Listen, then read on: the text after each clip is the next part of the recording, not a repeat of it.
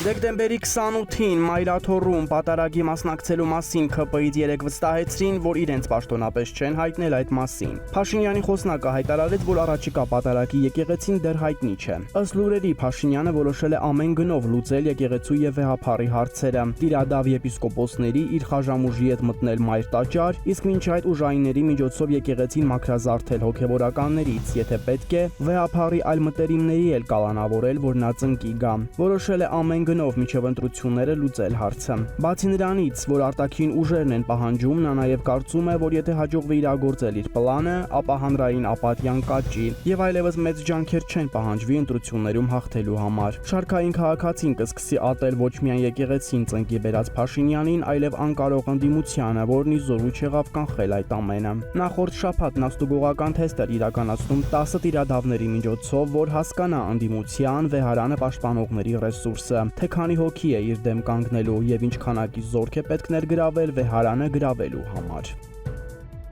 Թրամփի վարչակազմը որոշել է հետ կանչել աշխարհի մոտ 30 երկրից իր դեսպաններին, նրանց, ովքեր չեն առաջնորդվում ամերիկան առաջնահերթ կարգախոսով։ Հետ կանչվողների շարքում է նաև ՀՀ-ում դեսպան Քրիստինա Քվինը,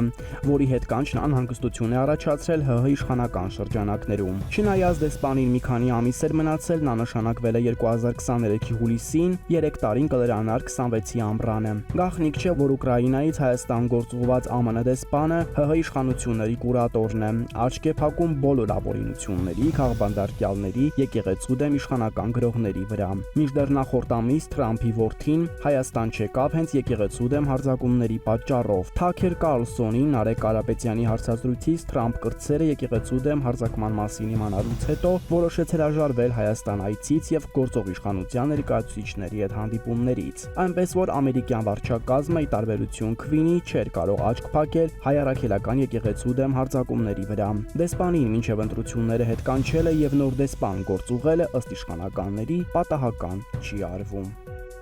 Անցած շաբաթ ՔՊ վարչությունը Նիկոլ Փաշինյանի գլխավորությամբ վարչության 4 նիստ է անցկացրել 2026 թվականի նախընտրական ցուցակի թեկնածուներին գրանցել չգրանցելու համար։ Նիստերը տևել են 4.5 ժամ, 5 ժամ, 6 ժամ, իսկ վերջինը շաբաթ օրվանը 8.5 ժամ։ Կարելի է կարծել, թե երկրում ոչ մի խնդիր ու չլուծված հարց չկա։ Ուստի կառավարության ղեկավարն ու իր թիմը նվիրվել են կուսակցական աշխատանքին, ընդ որում 6 ամիս անց կայանալիք ընտրությունների թեմայով։ Ոչ մի պետության ղեկավար, որը երկրում այսքան խնդիրներ կան կուտակված, նման շռայլություն իրեն թույլ չէր տա։ Իսկ պատկերացնում եք, թե ինչ է լինելու 1-2 ամսից, երբ ընտրությունների շունչն իրեն զգացնել կտա։